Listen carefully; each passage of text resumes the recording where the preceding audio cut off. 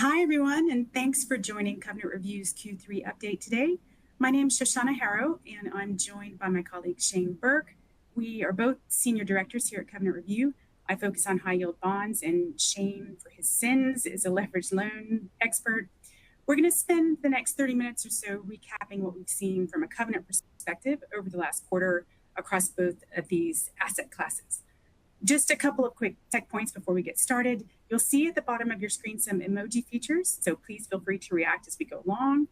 Also, you're welcome to send in some questions in the Q&A section if you have them. We'll try to answer them if we can at the end of the webinar, but if we don't have time, we will come back to you after it's finished. And last but not least, below our pictures, you should see a link to our Covenant Fundamentals series, which is our on-demand training series. It's available to all subscribers. It's module-based, bite-sized, quick and easy, so you'd be very welcome to sign up for that if you'd like to learn a little bit more about covenants. So with that admin out of the way, I am going to kick us off with the bond side of things. And on the primary front, it was a really busy quarter, as I'm sure you all know, volume-wise, despite the fact that we had our normal August break sandwiched in the middle. According to our sister company, MFN Insights, July was the second largest month of the year, following a notably heavy June. September was the third largest month of the year, and overall, with 35 billion of volume, it was the biggest Q3 since at least 2016. So quite a lot of supply. The vast majority of that volume, again, came from refinancing deals. MFN Insights tells us that refinancing combined with general corporate purposes, which is often code for refi, accounted for 84% of the Q3 volume. That's up from 76% in the second quarter and higher than the 5-year quarterly average of 74%. In terms of the rest of the deals, we saw dividend deals from Deep Ocean, Via Solaire, Urbacer, and Frenary. Interlock came to market with a deal to fund some M&A, and then Boots was the lone LBO.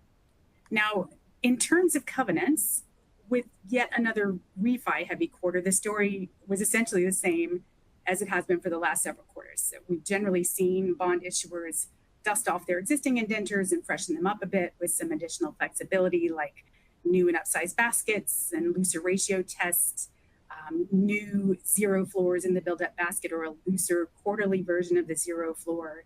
We've seen a lot of backdated build-up baskets, including keeping the older notes basket start date even when those notes are rolling off and being refinanced. We've seen more scope for add backs and other calculation flexibilities. And we also see pretty regularly what we call camouflaged capacity, where covenants look the same if you do a red line, but because EBITDA is higher and or leverage is lower compared to opening metrics for the older bonds, you've actually got more capacity on day one this time around than you did before. As for the non-refinancing deals, it was a bit more of a mixed picture over the quarter. Two of the dividend deals that we saw, Deep Ocean and Via Solaire, were sort of on the more conservative end of the sponsored deal spectrum. Not to say that they weren't permissive and didn't have some flexible features, they definitely did. One that I would highlight in particular in Via Solaire was what we called an investments trapdoor. There was a permitted investments carve-out that allowed investments made under certain affiliate transactions carve-outs, including an affiliate transactions carve-out for unlimited investments in unrestricted subs. So if you put that all together, you basically had a permitted investments carve-out for unlimited investments in unrestricted subsidiaries. And then across both of those deals, we saw features like portability and leverage-based asset sales step downs and generous add backs. But day one capacity for both of those deals was lower than the last 6 months average for sponsored deals. So overall, they were, as I say, permissive, but not off the charts. And then on the other end of the spectrum, we had Boots, who came to market with a parade of horribles in their covenant package. I think that's still at the top of our list for worst deal of the year. Eye-watering day one capacity for debt, more than double the average for the last 6 months, more than triple the last 6-month average for investments capacity, super flexible ratio calculations that can ignore all other same-day transactions. So anything you do under any covenant, fixed or ratio-based, doesn't count if you do it on the same day. There was no ratio test for investments that are made out of the build-up basket, and that's the exact weakness that Altice exploited to move several of their valuable entities out of the restricted group. So we don't like to see that again. Boots also had two carve-outs that were basically kind of liability management transactions waiting to happen. The first one allows uncapped investments in entities that are not material companies. And at first glance, you take a look at the material company definition and you're pretty comforted because it's a 5% of EBITDA threshold. But if you read further, it's only for wholly owned restricted subs. So if you've got a part owned, even 99% owned, unrestricted sub, that's not a material company, and you can funnel as much value to it as you like. And then the other carve-out that they had allows non-guarantor restricted subsidiaries to invest amounts up to their cash flow in entities outside the restricted group. Those are sort of new and notable and things that we thought were quite unfavorable. Adding insult to injury, the asset sales covenant was particularly weak. Disposals of assets generating up to 70% of EBITDA annually were excluded altogether. There was a portability test, of course, set above opening net leverage, and there was no protection against round tripping any amounts that got injected to meet that test right back to an acquirer. And we also saw a lower than normal consent threshold in that deal for release of collateral and changes to lien priorities. So again, potentially facilitating a future liability management maneuver. We also saw another quite aggressive covenant package from, from Urbaser, who came for the second bite of the dividend apple in this quarter. So this was their offering that followed hot on the heels of a June deal, which is a massive dividend deal. They came back with PICs. This time around, though, they had to make some changes to their really aggressive covenant package. They removed pick your poison. They removed portability. They removed some no worse optionality. They decreased their capacity for investments in unrestricted subs. They took out an OpCo RP carve out. They also added an anti-short circuit covenant, which was a bit unusual to see, and they enhanced their J Crew blocker. So it was an example of rare but positive pushback, which is great. Now, I'm not going to spend too much time today on data because I want to get to another couple of really interesting developments over the quarter in some other areas, but I thought it would be useful to just talk through some of the three key day one capacity figures that we track, all of which have increased this quarter compared to Q2. So first up, and I appreciate this is a bit tricky to read, but we've got it's available on our website, and we can certainly send it to you after the fact. But for general purpose debt capacity in sponsor deals, you can see that averaged 2.83 times opening EBITDA, which is up from 2.02 in Q2. Dividend and stock repurchase capacity for sponsor deals again was just over a turn at 1.09 times opening EBITDA, up from 0.61 in the second quarter. And capacity for unrestricted subsidiary investments went up to 2.45 times for sponsor deals. So quite a chunky amount, up more than a turn from Q2 when it was 1.42 times. We saw increases on the non-sponsor front as well, although they weren't quite so dramatic. So overall, a pretty flexible set of covenants from the capacity standpoint. So the size of the increases, I would say, were driven in part by a few deals that had really outsized capacity. Over the quarter, we had deals from Morrison's and Modulaire, Boots, as I mentioned, Evoke, Ineos, and then, there were a couple of others that had, I would say, quite generous covenants that pulled the averages right up. But on the whole, the trend was definitely for more capacity, and it was certainly a quarter where we saw a lot of flexibility for deals in this very hot market. I'd say if you'd like more on the data standpoint, we just published this week our Q3 trend lines that it really is a deep dive into a lot of data points. That's the primary recap really for the bond side. I want to turn now to the liability management side of things because that has been quite interesting over the quarter. First and foremost, we've seen several consent solicitations and exchange offers launched by distressed high-yield issuers. We've written on several of them, including Granule, TalkTalk, Victoria, RDA, and others. So there's a lot of detail on our website on how these have been structured and what they've permitted. But I just want to focus today on Victoria because that one really brought home how some common covenant weaknesses in European bonds can leave minority holders in the lurch. So just some background, if you're not familiar, Victoria had two series of bonds issued under the same indenture, and that indenture point becomes important, so remember it. The first series was due in 2026, second was due in 2028.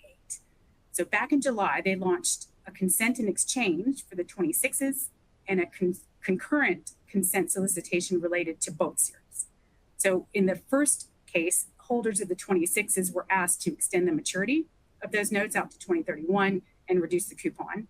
They were also offered new notes maturing in 2029 in exchange for their original 26s.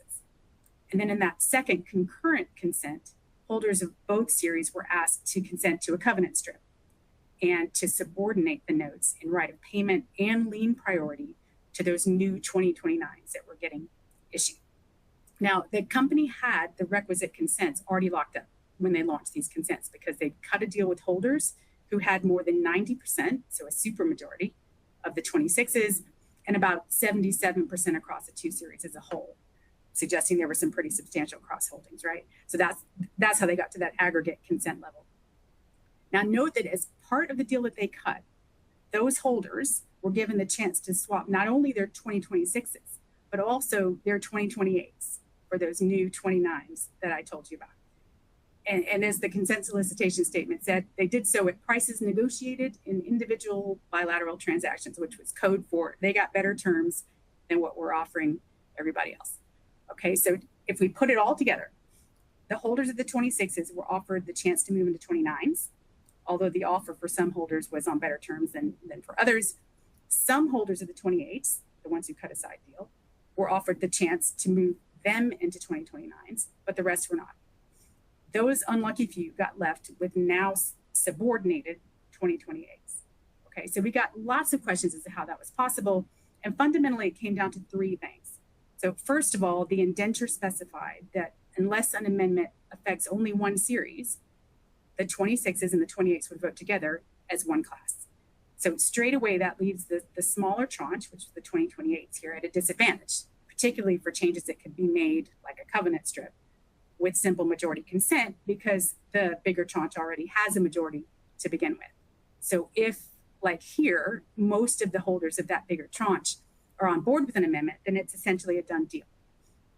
The second thing is that the list of matters requiring supermajority consent, meaning consent from holders of 90% of the bonds, again, voting as a single class, did not include lien or payment ranking. So that means you could subordinate the existing notes in right of payment and in lien priority with just simple majority consent. Both of these things are unfortunately very common in European high yield. We published a report last month, and I think it's going to be linked here or provided at the end. It's called Worst, Better, Best, Supermajority Provisions in European High Yield Bonds. And there we give you some drafting examples so you can see exactly how this all gets set out and what to look for if you want to find out if a deal that you're in maybe has these weaknesses itself. But coming back to Victoria now, the third thing that facilitated this really aggressive transaction is that the notes did not have a payment for consents covenant. If you see that covenant in a bond, it will say that the issuer can't offer anybody consideration for a consent unless it offers the same thing to everyone. So there's at least a degree of protection against negotiating a preferential deal, on a non-pro rata basis with some holders. But that covenant wasn't in Victoria's bonds, and the company quite openly negotiated, as I say, different deals with some lucky holders, while others got less, and an unfortunate few got nothing at all. So again, this is not unique to Victoria. This covenant has been disappearing from high yield bonds for the last several years, but it was a really painful reminder of the potential impact of that omission. One other thing I want to talk about that's been front of mind over the quarter is the use of distressed disposals as an LMT tool. All right, so to facilitate a liability management transactions, we've seen it in Selecta, we've seen it in Hunkmuller. So a distressed disposal is an action that you take under the terms of an intercreditor agreement at the direction of an instructing group, which in a lot of cases is defined as creditors representing more than 50% of the senior secured liabilities. So a simple majority, right? And the way it works is if you have a distress event, for example, an event of default, and an acceleration where the security becomes enforceable, and the instructing group then directs the security agent to make a distress disposal, then security can get released, borrowers and guarantors can be released, and most importantly here, liabilities owed to creditors can be sold. And on this latter point in particular, depending on the language of the intercreditor itself, there can be conditions, but in a lot of cases, you can sell the existing debt for non-cash consideration, including new debt, right? and the terms of that new debt can be agreed by this simple majority instructing. So in Selecta's case, the existing notes got flipped into new notes at 85% of par, plus a little bit of equity, in a new holdco. The maturity got pushed out from 2026 to 2030. And instead of an 8% cash pay instrument, they now held 10 to 13% PIK notes. And all of that was done with just simple majority consent. These are things that, if they had tried to amend the terms of the existing notes to make those changes, they would have needed 90% consent. Alternatively, if they had just gone out with a straightforward exchange and said to people, would you like to take these new notes with different terms, they might not have gotten, great take up. But here, the simple majority using the distress disposal, it just happened automatically. They've been referred to this type of maneuver as an intercreditor drag. They are a hot topic in the market, as you probably know, definitely something to look out for. And then last but not least, I just want to talk about what we're seeing on the covenant front and some of these new notes that have been issued in connection with the liability management transactions I mentioned before, the consensual restructurings. And, not surprisingly, we see tighter incurrence covenants. So there's less capacity for debt and liens and value leakage and so on. But what we've also been seeing are some really robust anti-liability management provisions, which we find quite interesting. It's true that to a certain extent, these covenants are closing the barn door after this particular issuer's horse has bolted and is, in fact, well over the horizon. But we'd like to see them, potentially make their way into new issues. I'm going to focus really briefly on RDOC Group's new second lien notes that are being issued to holders of their existing senior secured notes, simply because those notes had a really beefy set of anti-LMT provisions. They had a robust J-Crew blocker that applied to all material property instead of just IP. And instead of being limited to transfers to unrestricted subs, it also blocked disposals to non-guarantors and to affiliates. That was quite useful. There was double dip protection, where if a guarantor borrows from or guarantees debt of a non-guarantor, then that debt has to be subordinated in right of payment and lien priority. So the creditors, kind of maintain their ranking. There's CERTA protection in the form of a supermajority consent requirement to payment subordinate or lien subordinate the notes. There's also supermajority consent requirement to dilute, which is great. And that supermajority requirement also extends to changes that have the effect of subordinating the notes in right of payment or lien priority. So designed to block one of those end runs where you technically leave the existing lien and payment ranking alone, but you do something that has the effect of priming them nonetheless. So we thought that was quite useful. There is chewy protection in the notes, which says that you can't release a guarantor solely because it becomes non-wholly owned unless that ownership change happens in a legitimate transaction. So there's a legitimate business purpose. It's with a non-affiliate third party. It's not for the primary purpose of releasing the guarantee. It's not in connection with the liability management exercise. And there's anti-vote rigging protection by way of a provision that says you can't issue add-on notes or other debt if it's for the primary purpose of influencing voting thresholds. So we call that an in-cora blocker. There's a pro rata covenant that says if you redeem or prepay or purchase the notes, you've got to make the offer to all holders on a pro rata basis.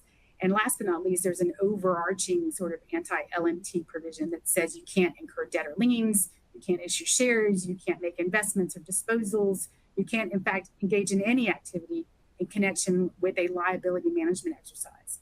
And that term is then defined to include any kind of restructuring or refinancing or exchange of the existing debt for debt that is senior in any way. And then last, one thing to mention is that all of these provisions would require supermajority consent to amend. So in a nutshell, there were all sorts of protected features that we personally would love to see in deals before they get to the post-restructuring stage. We haven't yet, but we live in hope. And with that, I will turn it over to Shane to talk about loans. Thanks very much, Shoshanna. Now on the loan side, 2025 really has seen a return to some of the more aggressive documentary terms, exemplified really by this first slide.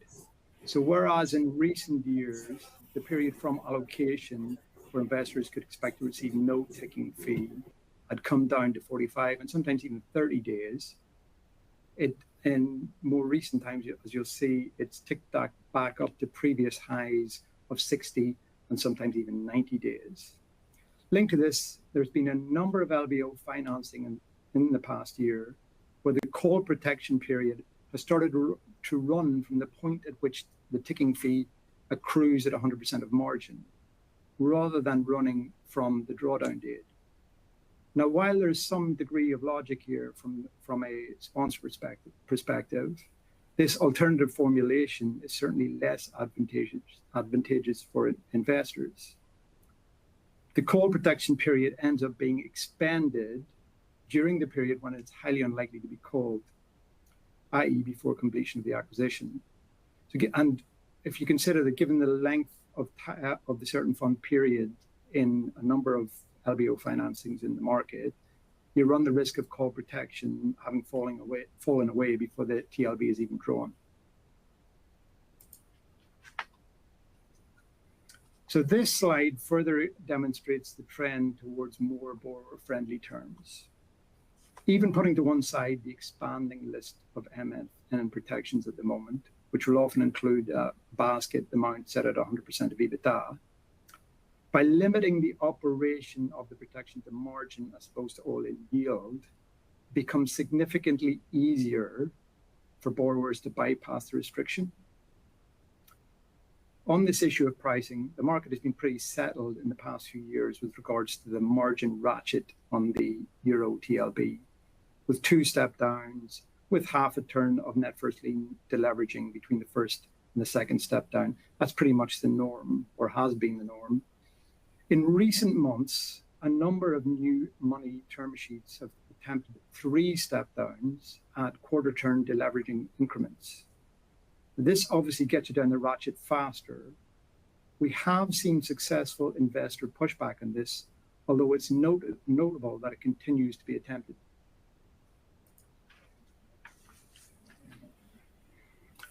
So this next slide evidences a more positive development, the increase in J-Crew blockers in loan documentation over time. That said, a focus on headline investor protections, such as the presence or absence of J-Crew, CERTA, and CHUI protections, as well as high watermark provisions, can sometimes distract from potentially more fundamental issues. One such example would be the increasing prevalence of inside maturity baskets, as demonstrated by this slide. Often these are set at 100% of EBITDA. These basket amounts increase priming debt risk and undermine the concept of Facility B tranches being senior in the capital structure. Another example of priming debt risk is the ability of non-obligors to utilize available debt capacity. When you consider that there is often very wide scope to secure that debt on non-collateral assets, coupled with what is often quite limited credit support for Facility B, this all adds up to substantial risk for structurally senior and or effectively senior debt to be incurred. Next on the list would be calculation flexibilities. 2025 has seen an uptick in new paper coming to market that allows uncapped EBITDA adjustments for projected cost savings and synergies. Although it's important to note that the majority of deals continue to include a cap, and in the sponsor market is typically now set at 25% of EBITDA. However, what's sometimes lost here in the focus on this headline number is the ever-broadening scope of items for which adjustments are allowed on an uncapped basis. In other words, these are adjustments that fall outside the scope of the cap. Typically, these will include adjustments that are consistent with or of the type included in the base case model or in the investment memo delivered at closing. So you have an ongoing ability to make further adjustments to EBITDA on an uncapped basis. It's also quite common now to see uncapped add-backs permitted for a very wide range of what are termed negative items associated with everything from R&D costs to rebranding, startup expenses, business improvements, or more recently, supply chain disruptions. Increasingly, it's the extent and scope of these add-backs and adjustments, which are often subject to minimal pushback, that makes it very difficult for investors to model ongoing capacity under the various covenant and ratio threshold baskets. So going back to EBITDA adjustments for projected synergies and cost savings, In most deals, this will be tied to a horizon period, usually set at 24 months. Once we drill into the detail of this provision, however, the horizon period can become a little murkier. Key here is at what point does the 24-month period start to run? Now, how you might expect to see this horizon operate is that there would be a reasonable expectation that the synergies in question would be realized within 24 months of the test date. We have regularly seen credit agreements, however, where the synergies will be permitted so long as the action or transaction expected to generate those synergies is expected to occur within the 24-month period. So under this formulation, which again is not uncommon in the market, there is in effect no realization deadline. As long as the action is expected to occur within the horizon period, then all projected synergies will be permitted irrespective of how long it may take to realize them. Another calculation flexibility is the exclusion of specific debt amounts from the leverage calculation. Whereas at one point, this was limited to debt drawn under the RCF, we now frequently come across exclusions for any amount incurred for working capital or liquidity purposes. In addition, it's not uncommon in acquisition financings for debt that is either outstanding or available to be drawn at closing to be grandfathered. In other words, all such debt will be blessed from the get-go and will not use up any of the basket capacity. On a number of more aggressive deals in the market, we have also seen grandfather debt excluded from the leverage calculations. Arguably, where this issue becomes particularly acute is where there is a significant time lag between signing and closing. So while investors may have good visibility over the target group debt at signing, the picture could shift significantly by the time you get to closing. Again, bear in mind that it is not only outstanding, but also often committed debt that benefits from grandfathering. Final point on calculation flexibilities. Investors will be familiar with the concept of no worse ratio debt incurrence, whereby any amount of debt may be incurred so long as the leverage, or in some cases the fixed charge coverage ratio, does not worsen pro forma for that incurrence. Now, previously, this flexibility was limited to debt incurred in connection with an acquisition or investment, but increasingly, we see this included for any purpose. There is also a particularly aggressive version of this mechanic that we have written about in the past, and that we have termed that let's pretend no worse ratio test. Now, this allows for the borrower to assume that all permitted debt is fully drawn. In other words, it allows it to artificially inflate baseline leverage before determining whether leverage will be worse than the baseline for the incurrence of the pro forma debt. So while this let's pretend flexibility is not particularly common in the market, it's certainly one to watch out for, as it has the potential to significantly distort leverage ratio calculations. A related point with regards to the highest watermark. Investors will be familiar with this provision as the automatic reset of the fixed amount or the floor of each grower basket to match the highest level of the corresponding EBITDA component from time to time. Now, these upwards only adjustment provisions have been a particular focus this year and have been successfully flexed out on a number of occasions. Now, there is a variant of this mechanic, often referred to as accretive acquisition provision, where the ability to reset the floor only applies where the increase in EBITDA is as a result of a particular occurrence, a particular occurrence, usually an acquisition or investment. Now, on its face, this may appear less permissive than the highest watermark, but the drafting is often so broad as to make minimal difference in practical terms. We have reviewed accretive acquisition provisions where the floor can be reset as long as the EBITDA increase is as a result of any transaction. So while a deal, this is important because while a deal may be marketed as not including a highest watermark provision, you have to be on the lookout for other provisions that ultimately get you to the same place. A word on transfer restrictions quickly. As we are seeing the inclusion of more onerous transfer restrictions in new money paper, three in particular have stood out this year. Firstly, the requirement to provide the company with prior notice of any proposed transfer, even if that transfer is to an entity on the whitelist. This is often set at 10 business days. Now, while this provision continues to be flexed out, it is clearing the market with a lot greater frequency than it did in 2024. In a downside scenario, this may well have a material impact on an investor's ability to trade out of the credit in a timely fashion. Concentration limits, which are intended to prevent an individual investor from building up a significant stake in a credit. This feature was relatively rare in documentation prior to this year, but there has been a definite uptick in 2025, where it does appear there should be a carve-out for transfers to original lenders, but this is not always the case. Lastly, is the removal of the deemed consent period. This is the mechanic whereby the company is deemed to consent to transfers if it does not respond to the request within 10 business days. Now, this will tend to go hand in hand with an obligation on the company not to unreasonably withhold or delay its consent to transfer. But where we have seen the deemed consent period absent, we often also see this obligation absent as well. It's important for investors to bear this in mind, as in the absence of these protections, the company has an effective veto on any transfer outside of the whitelist and without any need to justify its objection.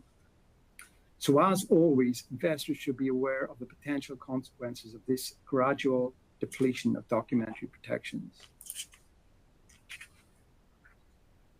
I'll not dwell, I'm conscious of the time, and I'm not going to dwell too long on portability, as we have discussed this at length in previous presentations, but you'll see from this chart that the increased prevalence of this feature has been one of the stories of 2025. Where it is included, it is the conditionality around the use of this option that investors should be aware of. Is there a time limit for exercise of the option? 24 months has been typical, but we have seen longer than that, and in some instances, no deadline at all. Investors should bear in mind that the deadline is often linked to the commitment to transfer ownership rather than completion of any transfer. There's usually a pro forma leverage test for exercise of the option. Bear in mind where is that being set. And this is relevant because there's often a blanket permission to make payments in connection with the exercise of the portability option, as long as those payments are pro forma within this leverage threshold. And finally, the list of potential transferees. This is often tied to an AUM threshold. On a related point, we have noticed an increase in broad drafting around the definition of permitted holder. So while this is not a portability option per se, we have on occasion seen permitted holder definitions that include any limited partner in a fund managed by the sponsor. So in these more egregious instances, you could end up with a de facto portability option that is not subject to any of the other conditionality that would otherwise apply. And lastly, this slide is a sort of neat illustration of some of the themes in the loan market that we've discussed so far. And with that, I'll hand back to Shoshanna. Thanks, Shane. And thanks, everyone, for joining us this quarter. We're at the end of our time, so we will answer questions offline. And if you have any others, please do get in touch, and we'll see you next time.